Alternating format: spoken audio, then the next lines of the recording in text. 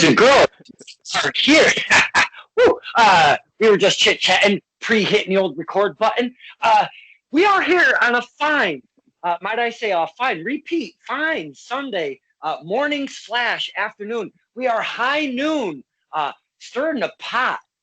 I think I've done maybe a couple of these. I don't know if I should really do these on a regular basis, but we're going to fire away. This is Stirring the Pot with Don Kincaid and my very special guest, Jamie Tucker. What's up, baby? What's going on, man? How are you? We are having a relaxing, bumming around kind of a Sunday. I got a couple things to do, but you know what? I wasn't doing a damn thing until we talked to our man, Jamie Tucker. You're lucky I'm even dressed for this thing. Just putting that out there. Thank God you're dressed. Yes. I don't want nobody seeing that. But anywho, I told you it's going to be a fun start. But anywho, here we are. This is a follow-up, if you will. We talked to Mr. Tucker back in April. Now, back in April, yeah, it seems like, I don't know, like 3 years ago, right? I mean, know, it's crazy. Back in April, we thought we were going to see some normalcy, maybe by the end of summer. We are not anywhere, not even close, not even a sea hair close. Sea hair, I was very nice about that one. A sea hair close to being normalcy like we were before. So I'm just going to start off again. Everything okay? Yourself, your family, your circle, because we are still in a wild time, my friend. Yeah. Honestly, things are a lot better than they were back in April. I think in April I was pretty much quarantined for a while at that point. But I think like after a month or so, things were more calmed and relaxed. So I can probably like go out more. I can go to work and stuff like that. So I mean, it's very different than it was back in April. I mean, in a good way. Yeah, things are still kind of it's rocky, I would say. Yes, very crazy, topsy-turvy, if you will. Yeah. Well, I'm glad you're doing well and better than last time we spoke. Again, it seems like 3 years ago. I was looking back at our last interview, and I'm like, man. When we talk and hang out, time goes by so quick. But then when you look back and you're like, wow, that was April. It seems so long ago. Yeah, I mean, looking back on just like, it feels so far away, but it was like, literally a few months ago. And it's kind of crazy of like, now it's like, just thinking about it's December now, it's going to be 2021. It's like, what? I still haven't even started 2020 yet. It's still kind of mind-boggling to think that it's going to be another year, and it's like all of like in 2019 you do all these things, you're wrestling every weekend pretty much, and then all of a sudden you're not wrestling at all, and then it feels like time is just slowed down, and you don't even feel like you're really doing anything. You just feel like, all right, I'm on vacation from wrestling or something. Like, it doesn't really feel like, it's 2020 to me, honestly. It's just been insane. There are so many adjectives you can throw on top of 2020. Yep. It's just been totally insane. But in the interim, I'm just going to start right here because you are part of the umbrella, and I've been talking to some of the Rhode Island peeps, if you will. They've been on Stirring the Pot, Mr. Dozer, Ms. Sparks, Mr. Marinelli. I watched all of them.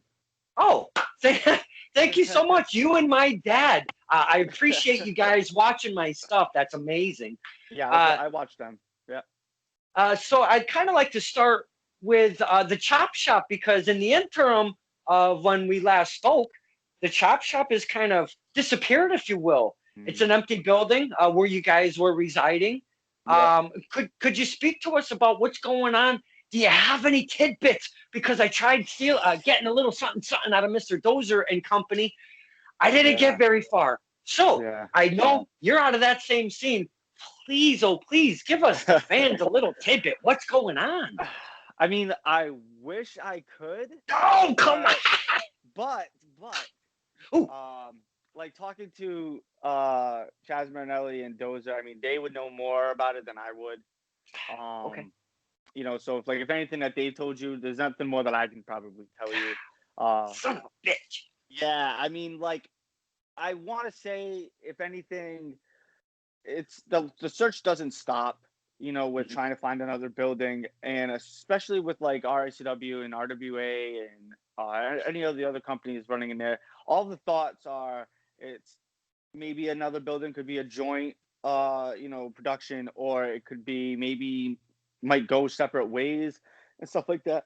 Excuse me. Whatever way the direction goes, there's still a search. I feel like right now, because of where we are right now with the world with COVID going on and everything, it's not as big of a rush to get it done as fast as Right. it was before, like when we lost the first Chop Shop. Because after the first Chop Shop was kind of like, we really need to find another building, get another building, and then now it's kind of like, I'm not gonna say that they didn't take their time searching for the Chop Shop Part 2.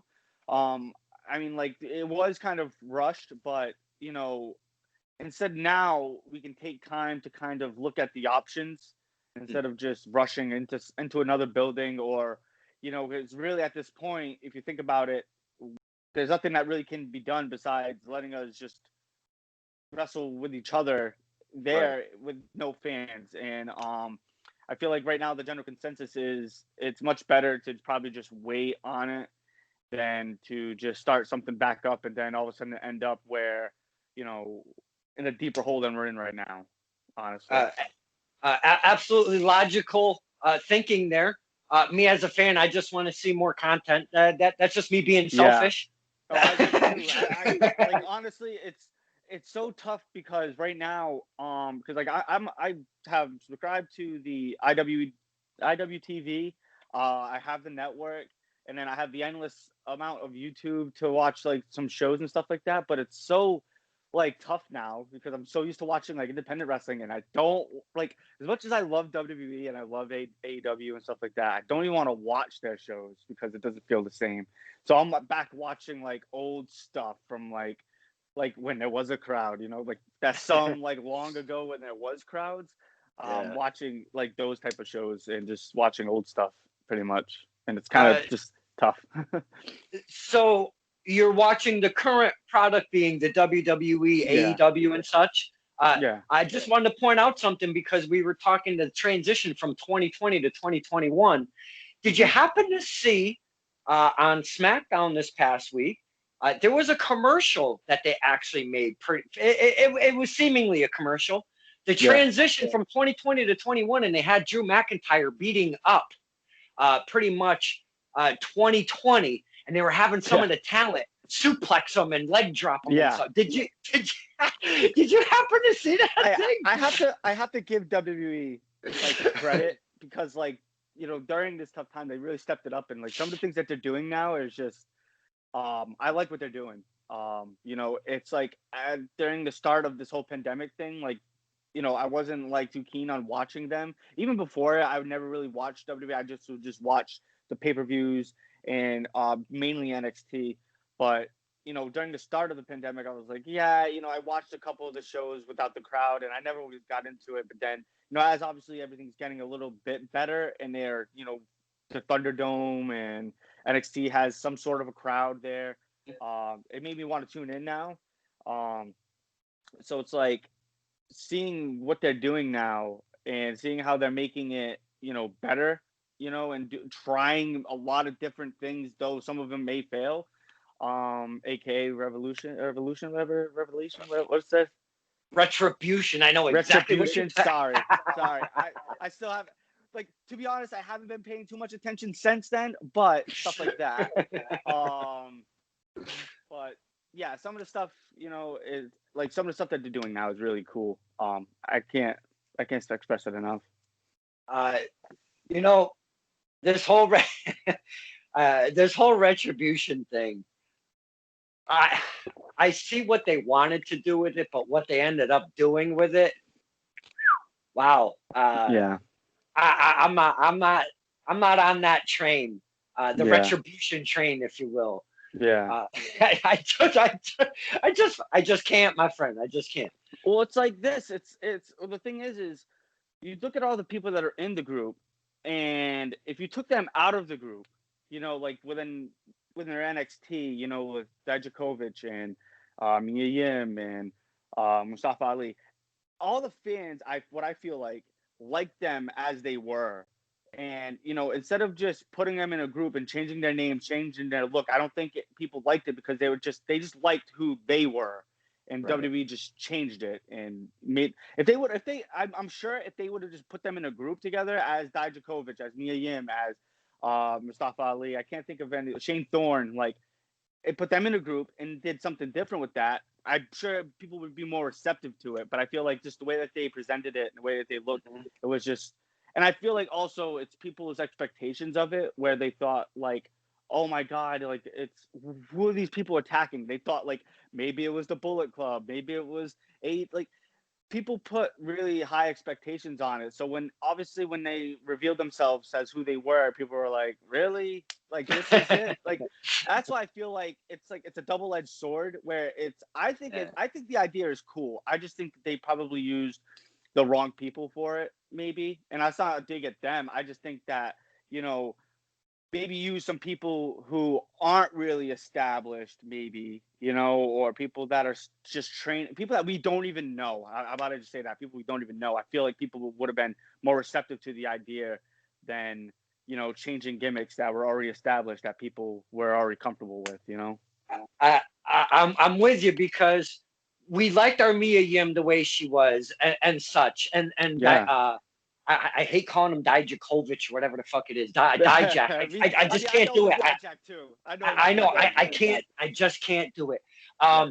But we liked what we were getting from them, and then they took Hmm. Dijak and they kind of were getting him on the mic more, changing his gimmick. He was like Hmm. some kind of German thing, all aggressive and Yeah. hating everybody, and then they put a mask on him and put him in this retribution thing.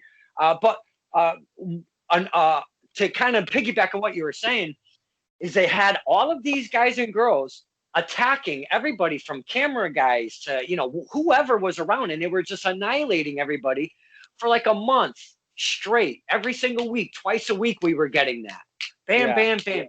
And it was this thing, right? Now they were trying to bring in this strong faction, but then all of a sudden, if you notice at one point, they haven't won a damn match, any of them, basically. And it's like you just buried your Mm.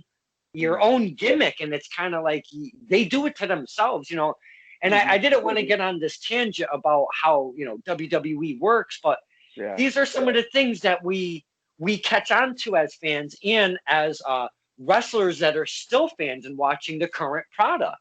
Yeah. And this has actually been last week, or this past week, I want to say, was a 2-year anniversary of when the McMahons and Triple H said they were going to give us the fans what we want. Well, Yeah, I son of a saw that. bitch. Yeah. Well, we're still waiting. Just Yeah, putting it man. out there. Some stuff, as you have said, does work, but a lot of stuff is just not melding with these Yeah. guys. And now you've got USA really Yeah. crawling up their ass. Oh man, they are not happy.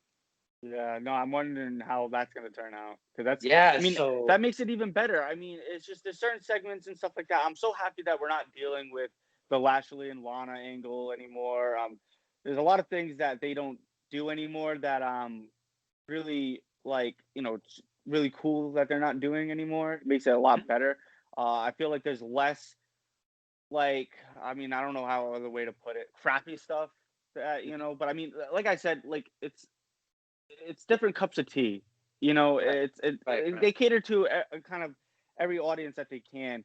So it's like obviously not everything's gonna be what I like or what you like or Mhm. anything like that. There's certain like people like that might like something. They might like that Bobby and Lana stuff, or they might like the Retribution stuff. Right. But yeah, I do like how WWE is now. It's become a lot more better to enjoy than it was during the start of this pandemic. Like I think they finally found their groove.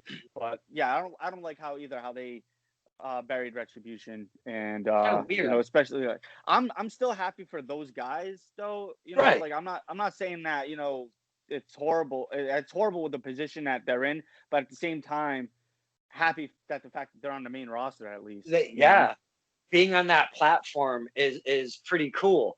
Yeah. And I'm gonna kind of continue with that theme here because right now we're seeing AEW do their AEW Dark thing, which you can see on YouTube on Tuesdays. If I'm not correct, I've been saying that for a few interviews, so I hope I'm correct on that. Yeah, I'm pretty sure it's Tuesdays. Yeah. The AEW Dark, we're seeing a lot of familiar faces because of what their model is right now of taking the indie scene and bringing them into this AEW Dark platform. Yeah. We're seeing so many familiar faces come into that. How you feeling? Are you watching this AEW Dark and all of these familiar faces jumping in? And it's not just for the familiar faces, but you get to see new independent wrestlers being picked up that I don't know everybody, so I'm learning new faces as well, you know. How are you taking this in, or are you taking it in? It's kind of like half and half. I don't watch as much as I would like to, just because of whatever I'm doing and stuff like that. Sometimes it's just like I'll watch wrestling or like watching it live at least. If I'm able to watch it live, I normally don't really go back and watch it unless something really like for example, the Ray Phoenix and Kenny Omega. I was like, all right, I gotta watch that, so I went back and watched it. But for AEW Dark, I'll watch things on like people that I know, for example, or like people that I've heard of. At least I'll watch some of it just to see like how they did. Like I can't think. There's so many names that like I know off of like just watching IWTV shows like from the Creator Pro, because I guess like they're working really close together now. Yes. Like so guys like Anthony Bowen is on there. He's pretty cool. I was watching him on IWTV. There's a couple other guys like I think one of the guys I think from the area, Anthony Katina. That's how you pronounce his name. He's local, but he was on AEW Dark for a little while. I think even man, he changed his name. I can't think of like what his name is now. I think his name's Cameron Stewart. I can't think. He trained. I want to say he trained within the XWA school. I'm trying to think of where else.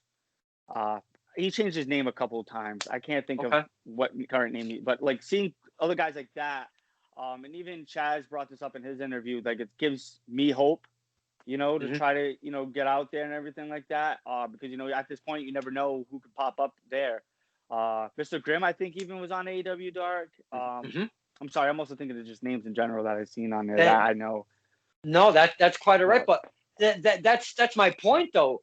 We enjoy seeing these familiar faces, even if it's like a one-off appearance. Like I mean, even then, it's still cool, to see guys like from this area get that spotlight to be on AEW Dark and stuff like that. Because as much as people think like, oh, it's just on YouTube or you ain't on, it's still a big spotlight because still there's a lot of big demographic of people that actually watch AEW Dark too. I mean, you don't need cable to watch it. You can watch it on your phone or, stuff like that. And you're still seeing some of the stars that are even on the AEW TV to begin with on there. So then to see it all just get mixed up, it's actually really cool. And, it's props and respect to go out to the guys that are actually out there doing it.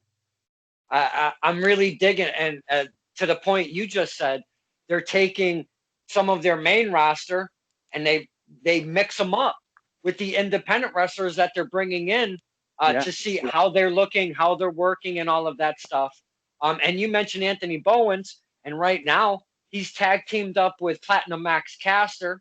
And I just seen him very recently, 5 minutes away from my house in Thomaston at a Tessa Strength show, going against Mike Skyrose. Got a quick little promo with him, which was awesome. But then, a month and a half later, now look at him. He's legit signed him and Anthony Bowens together called The Acclaimed as a tag team with AEW on the main roster. So, I mean, congrats to those guys. And it's really, really cool. And I'm stoked for both of them and everybody that just gets that chance to take their big toe and get in on that YouTube part of it. Because like you were saying, so what? If it's not, Wednesday Night Dynamite, the platform is there for a reason, and there's enough eyes that watch that. Yeah. So, and guys like Anthony Bowens and Max Caster, you hear the way Taz, I'll use him specifically, is speaking about these two guys, and he was like all about these guys just right off the very first time that they were on Dark. So, Yeah. hearing the commentary as well and being like, you know what, I'm not an idiot. Platinum Max Caster's a good wrestler. I see good talent. So, Taz is kind of reconfirming what I've seen on our Mm-hmm. independent scene. So uh, I just feel a little bit better that Taz is kind of confirming, because I don't want to feel like a jackass being like, that dude's good, that dude's good. I don't want to be the yes guy. You know what I'm Yeah. saying? Me as a kid, watching wrestling and stuff like that, having, if I was ever in AEW or got the chance to go to AEW, like hearing Taz commentate my match, I'd probably still be like mind blown of it, because playing the video games or, just in general, Taz and Cole on SmackDown and stuff like that, it would be Oh, yeah. so cool to have Taz be commentating during my match. That'd be awesome. So why don't we haven't talked to you since April? Why don't you remind us fans? You were out of the chop shop with the RIWRWA and such, but you're part of a faction. I just got to do something real lickety split quick. Yeah. Tell us what little faction you were. Are you still a part of? Is that whole thing together? Talk to us about your character and this little faction that you were in over at the chop shop. All right, so might get a little confusing, but I was in two factions. I was in the Young Guns with AJP, Hotshot Deshaun, and Harry Brooks and Justin Sylvia. And then I'm also a part of the brand with Chaz Marinelli and Little Daddy Bravo. And those two groups kind of started with the brand was first. But kind of got hot around the same time. I was in both of those groups. And I know Chaz and Dozer and Jacqueline Sparks kind of already talked about Fashion Wars, so I don't want to beat a dead horse by talking to you with it more. But it's like that match with them was really, really big. And like they have already talked to you about how there wasn't a lot of people there to watch that match, and the people that were there got a good showing, and most of the people that weren't there wanted to see it. But I was first unreceptive of the idea of doing like a faction wars match. I don't know if I mentioned this with you in like our last interview, but I don't like doing hardcore style matches. I'm not saying that I don't like watching them or, I just don't like doing them. I hate for the sake of doing one, absolutely not. When the story and the rivalry needs it, then yeah. This one definitely needed it, but I just like when it was announced and challenged that we were going to be doing it, I was like, I'm gonna be hurting on Sunday morning. And it was a really cool match. So I won't talk about it any further. So, but yeah, working with Chaz and LDB, those guys are like it's such a weird tandem. Because me and Bravo started off like the same day with each other in RSW, and we've had like both me and Chaz and me and LDB have had actually all three of us have had such a troubled and storied history within RSW, and then now we're all teaming, which is weird, but it's all based off of respect for one another, with enemies, and our stories ending. It kind of like we found like a new respect for each other, and then it ended up turning into what it is the brand today, but me and Chaz never liked each other ever since I stepped foot in RSW, and literally he's had it out for me since day one. Um, my road to get my very first, he wanted to take away from me, make sure that his group at the time, Society X, got the Universal Championship, made sure I didn't. So I was an army of one against an army of two. And I did not win. But Universal Championship, we ended up facing off again later.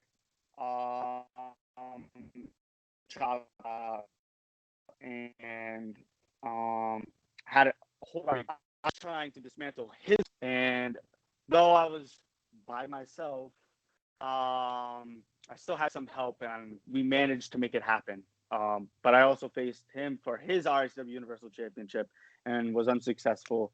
And then that's when he ended up having Little Daddy Bravo turn on me to also have Bravo join his group and kick me out of RSW for a very, very short time. But trying to think, because we did a lot together, all of us. After that, all that stuff happened, we kind of broke away from each other, kind of just did our own things. And then it wasn't until we, what happened? What was the scenario? RSW management at the time was looking for more tag teams. And at that time, me and Chaz weren't really doing anything. And one day we walked up to the back where all the card is, where all the matches are taking place, and then we find out that we're tagging against each other. We've been tagging with each other, and we're like, okay. At that point, we really never really talked about tag teaming or like even talked in general. Like, I mean, it got more along the time of just, the good old hi and bye type of thing. Like, but we never really acknowledged everything in the past because we kind of just dropped it. We shook hands and we walked away from it. But then once that whole opportunity came about of tagging, we were like, okay. And then we did our first tag match, and then the fans kind of were receptive towards it. So RSW management booked it again to do another tag match with us. And then that's what it ended up coming down to, is we kept tagging and tagging. And then as we realized, we were like, we might as well just become a tag team. And we've ended up finding a lot more about each other and getting more of a chemistry and connection. And then in that time, we kind of like behind the scenes got connected with LDB again. And it just ended up spiraling to when he returned, and then he revealed himself as a part of the brand. And then since then, we've been running roughshod over RSW, and it's a really cool mixture of what we have within the brand. It's definitely something that I wasn't expecting, and something totally out of right field, because I wasn't ready to be a tag team guy. I wasn't really a tag team guy, and nor did I really want to be a tag team guy. I was really more and am more of a singles competitor than I am a tag wrestler. But it was a new avenue for me to go through, and I really enjoy it now. Back then, I really wasn't receptive toward it. I was like, nah, I think I'm gonna do my single stuff, but I'll try it just to say like, hey, I did it, or I can at least have my go at, being in tag teams and stuff like that. And then obviously the Young Guns happened, and I think I went with you through that. Mm-hmm. But yeah. That's actually, you answered one of the questions I had, because in retrospect, you being a singles wrestler and looking back to what you guys went through, what you went through to get here from when you were a singles competitor, you seem to enjoy the tag team scenario. Mm-hmm. Yeah, I didn't like it at first. Now I do. it's definitely something that is different. I found a love for it, and it's so like I don't know how to say it. It's cool when you're behind the scenes and I'm sitting there with Chaz or I'm sitting there with Bravo and we're talking about cool tag moves and stuff like that. We're like, and we're all get like just like as of like right now, like when we're because we all still talk. And just thinking about like some of the things that we've thought about when we come back, like, oh man, this is gonna be so awesome. Like, it really gets me like so excited, now. And it's like even just thinking about it then when I'm like, ugh, I don't want to be a part of it. Now here I am as a tag team wrestler, and it's like I can't wait to come back and start tagging again. It's kind of it's weird, man. Now, by the time we come back and like legit, some wrestling can just start soaring way easier, even than it was over the summer, where there was some outdoor shows, there were some promotions popping up and such. And we'll really get back, and some of the companies that are just totally waiting for that normalcy, if you will. Yeah. And you guys being one of them. Are the Young Guns going to be able to keep that same name? Because you guys might want to be called a little bit older Guns or such, because I mean, it could be a while, and you guys might not look look so young. Well, the thing is, with this, out of the Young Guns, I'm the oldest. Okay. And I mean, I'm not old, meaning like, wicked old, but a few years older than them. And it's like, if anybody's getting kicked out, it's me. But that's not the case. That's not the case. But yeah, that's a funny thing because I think now we're all of age now. We're all adults, So it's like I feel like the Young Guns term, and the meaning behind it is more different than just age. I feel like it's also off of experience, because I mean, I've been doing this for a while. Hang on, 8 years, and I believe everyone else in the group has been doing it. Let me see, probably half of that, like so 4 years to even less. So, and they've been training, long before, they even started, actually competing. Um, so, there's a lot of different terms with the Young Guns and everything. It's definitely weird because now I'm considered an old gun.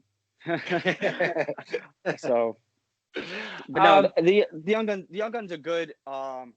We just got a new T-shirt design out on BigDaddyTees.com, because we had a first design which our first design is also on there too.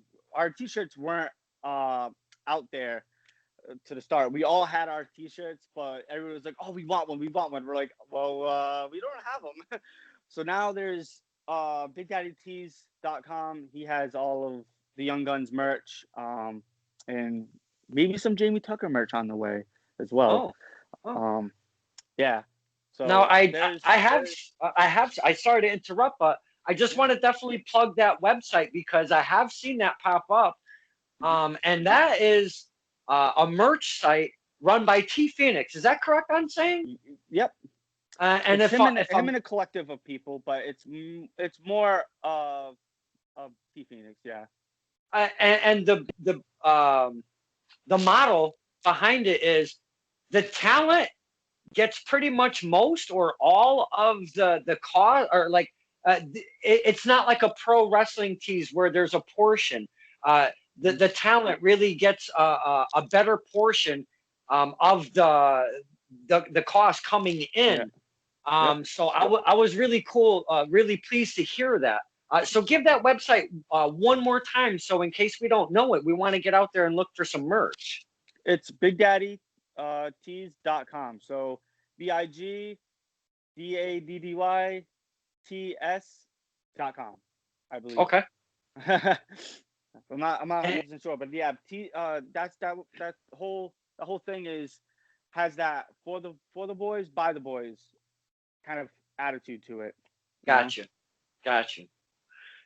Love hearing that stuff because Mm. there's some out there where a lot of guys and girls aren't even getting anything from their merch sales. So it's a little tough. Yeah, Some are getting it, some aren't, and I'm pleased to hear that. That's pretty cool. yeah, Now I want to kind of go back a little bit and not talk about faction. Well, I guess I will talk faction wars specifically because sure. this hardcore art form of wrestling is bound to come up maybe in everybody's career at least one Yeah. time. Maybe Hmm. not everybody is going to agree to do it, but I think the scenario will Hmm. usually come up at least once in their career. This is totally going out of your comfort zone as a performer, as a wrestler, as an athlete, if you will. Um, Yeah. what makes you say yes to jumping in to something that you're like, man, I don't really want to do this, but I'm going to do this because, and give us why. One of the big reason why I do stuff like that, or jump into stuff that I'm not really comfortable with, is I'm really big into, if I've never done it before, I can at least say that I did it. I don't want to be that type of guy that will look at something and be like, like, or just for an example, you know, I don't want to watch Star Wars because it just doesn't interest me. I don't like it. I don't like the idea of Darth Vader, or, just the concept. I don't like it. I feel like I'd be cheating myself, and I'd be cheating the people that I tell that to, when I never really watched the movies or gotten a chance to give it a try, to where I'm anyone that can talk about it, like as if my opinion is valid. So when people talk to me about hardcore matches and stuff like that, I can honestly say, oh yeah, it really hurts. You know, um, was it worth it? Maybe, yes. Stuff like that. I can at least give an honest opinion rather than tell people, no, I didn't like it. It was stupid. Like, I can give my reasoning as to why, and and because I'm really big into just knocking it. I don't want to knock it till I try it. I'm really big into that. So it's like, and of course, it's always like a new obstacle too, something new to try. It's more excitement. And I'm not just saying just hardcore matches in general. This is just within life, or in in wrestling in general. Just giving a new opportunity to do something that I never did before. It is kind of scary because depending on how big of a change it might be.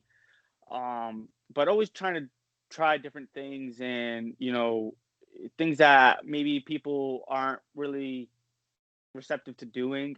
Um, I'm really big into trying at least once, just so that I can at least say that I tried it and I did it. Well, I'm going to go in a different direction here.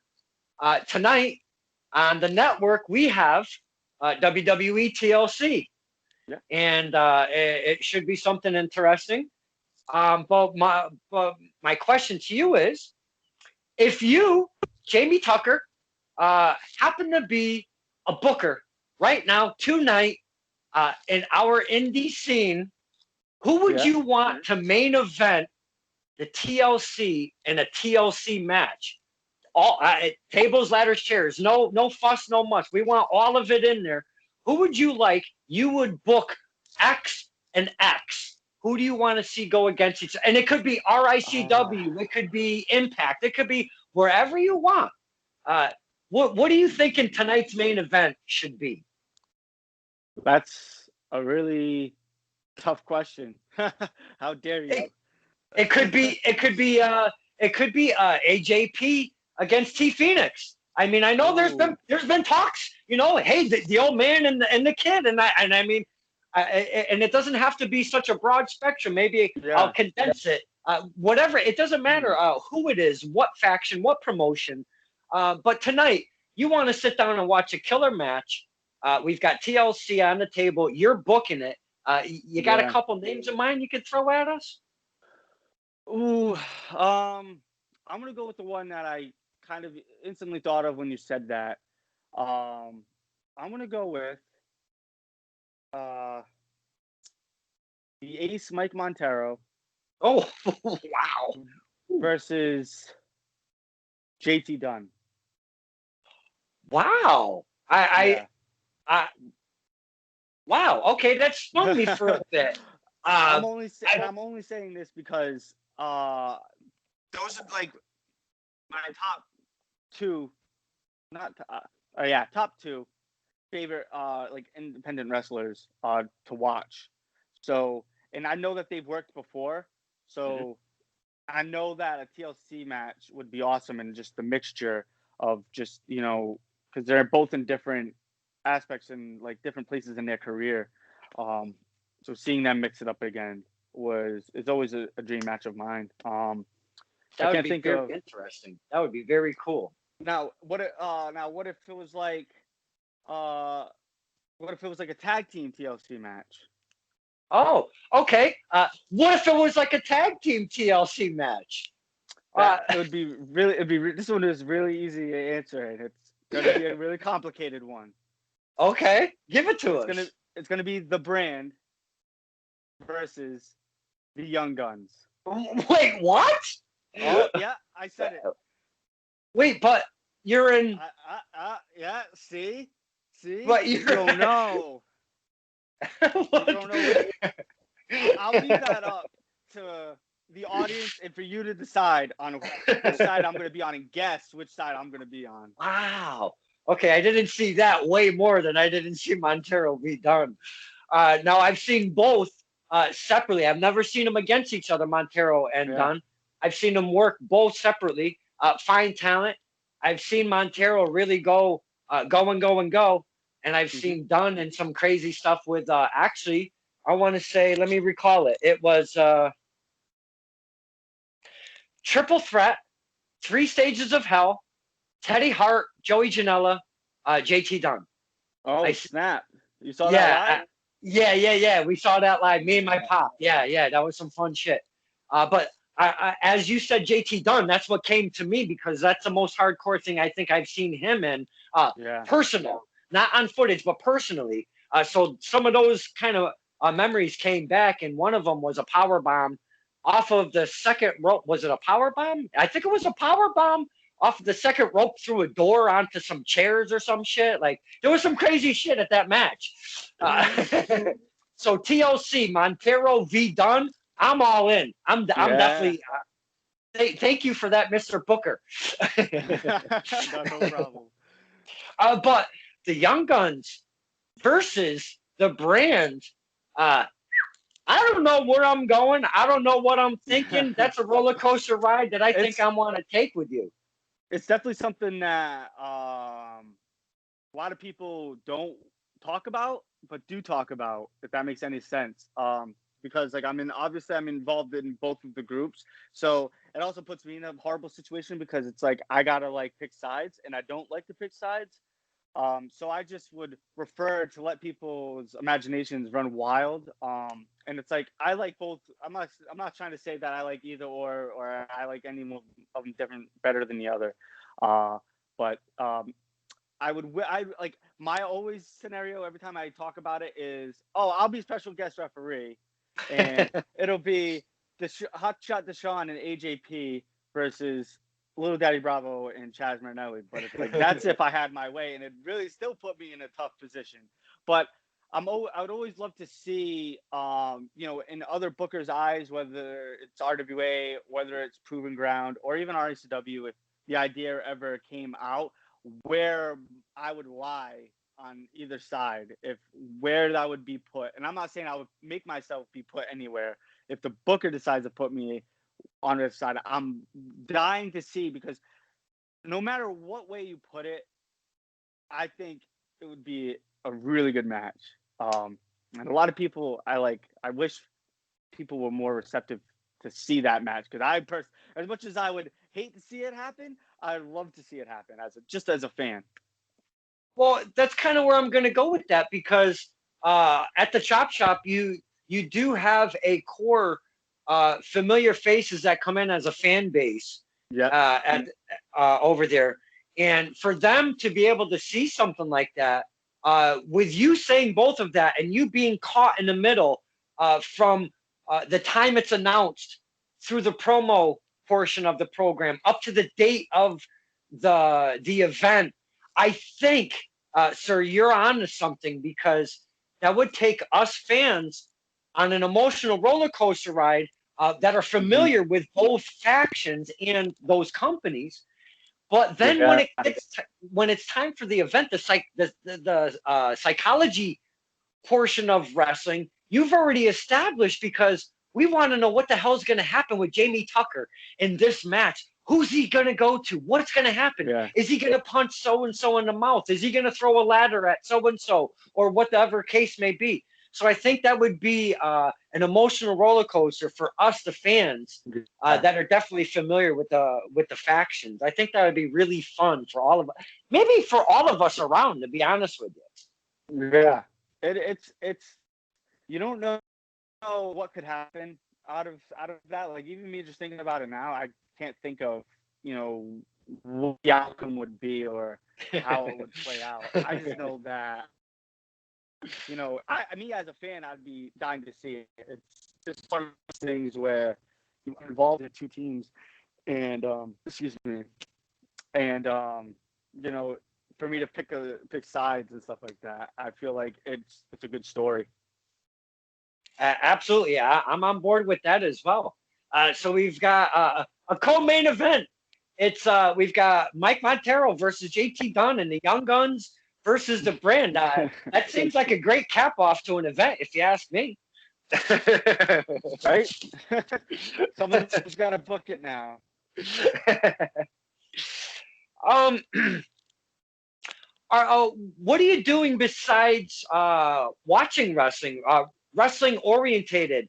Are you hitting the gym? Are you doing any sorts of training? Looking forward to when we do come back and can wrestle and such. Are you looking to the future, or what's going on with Jamie Tucker right now? Um, it's kind of like it's kind of tough to say. I've had these past couple of months to get into the ring, whether it be once or twice, to kind of just shake some of the rust off and try to get in there and remain active. As for like the gym and stuff like that, just my personal opinion, I don't feel like the gyms right now are the best place to go. Just because of just the whole COVID thing. I don't want to take my chances. And I'm not saying that I don't trust certain places. I just don't like. I just feel like the gyms right now aren't the smartest place. And that's just my personal opinion. If people do it, people do it. I can't, but I'm just not going to do it. I try to do some home remedies when I can, do some home workouts. Nothing crazy because all I have is myself. I don't have weights or anything like that. Mhm. But as for like just for what's going on, I want to say because out of the past couple of times that I've been in the ring during this pandemic, I feel like, and it sucks, but right now I feel like I'm at the best mindset to do this, and like I'm more ready than I was before this pandemic. Like this pandemic, I won't say this, but I felt like it needed to happen, because like before I even talked to you, I don't think I even really mentioned this with you, but at that point I was kind of like just to kind of really gather the thoughts and to really just take a break because I was just really running. I wasn't. I don't want to say running, but I was dealing with so much at one time because, like I said, dealing with the brand. It was like kind of. It got to be kind of like too much to where I didn't know what I was doing, if that makes any sense. Because I really got so lost in team wrestling where I kind of almost forgot who Jamie Tucker was.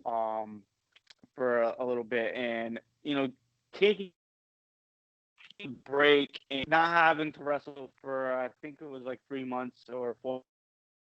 Or I didn't step into a ring at all. It kind of helped a lot because it really made me think about my goals and think about what I wanted to do with wrestling and more on just be myself, like my journey, my dream, anything that I wanted to do within wrestling, I really needed to think about. And having this time really hit the nail on the head and made me want to do it. And then having a couple times to get in the ring and work with some people, really was like that cold hard slap that I needed.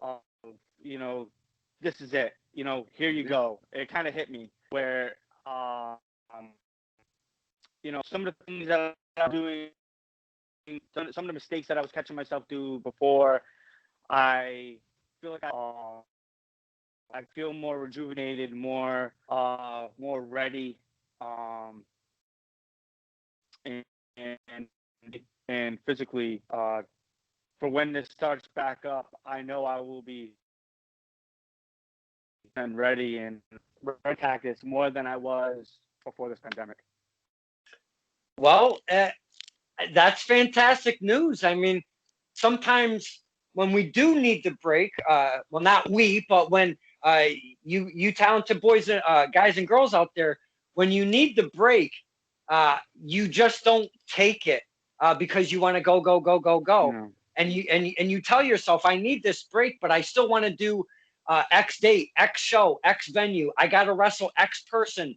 And I get that because that adrenaline is still going, and you're always looking to that next event and seeing that next performance.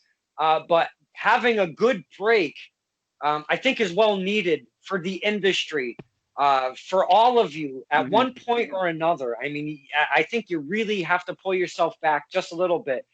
And I know we are in a very odd time, but I am glad that you were able, be able to get this right, because that's kind of what really drives you a little bit more than the physical part of it. Without that, I mean, you're kind Mm-hmm. of screwed, you know. So Yeah, I'm it was definitely well needed. Definitely well needed. well. That's fantastic news, Mr. Tucker. Before I do let you go, is there anything that you would like to promote? It doesn't even have to be wrestling related, in your personal life or anything at all that you want to tell us. Maybe we can look it up, contribute to the cause, or whatever is going on in Mr. Tucker's life. Um, Not really. I will say that there is some shows, a show or two that might be getting uploaded soon, eventually, Okay. in the Proving Ground. Proving Oh, Ground has done a couple shows behind closed doors. I don't know when they will be released, but I'm telling you right now, I believe it's the Proving Ground Cup tournament. That was done, I want to say, a month or two ago. But that show, so whenever that show gets posted, definitely that's something that people should check out. well, that's awesome. Now, Proving Ground is now on the IWTV platform. Is that where we would go to see it? Um, no idea just yet. I would think so. I would think so. But at the same time, I don't know that much of that. Okay. Well, keep an eye out for some new content from Proving Ground. Thank you for sharing that with us. I Hmm. appreciate that, sir. Uh, Oh, no, no problem at all. this has been a fantastic hour. Getting back, it's been like 6 months or so, 7 months here with Mr. Tucker, another fine talent out Yeah. of the Rhode Island area. And I can't thank you enough for sitting down, taking some time, and just being open with us, the fans. I appreciate it.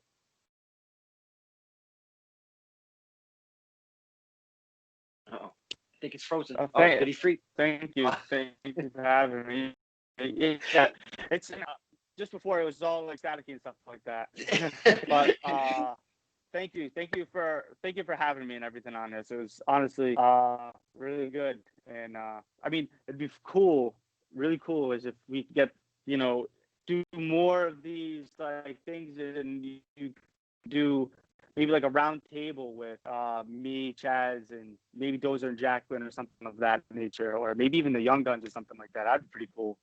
You know what, sir? That is a fantastic idea. And now Skype has updated finally to where if we do all sit together, it doesn't take away any of the video. So when the dominant mics are in play, that's what the videos you would see. It's set up to where you can see everybody. So if you Yeah. can set that up, You want to set that up with whoever you would like to? Give me a date, give me a time. I Yeah. would love to host that. That would be fantastic. All right. Yeah, I'll make sure I can make that happen. That'd be pretty Yes. cool. Yes, that would be. Oh man, look at how we ended this fine stirring the pot today, baby. That's awesome news. Uh, this is stirring the pot with Don Kincaid and my very special guest. He's a young gun. He's part of the brand. He's Jamie Tucker. Thank you so much, my friend. Thank you for having me.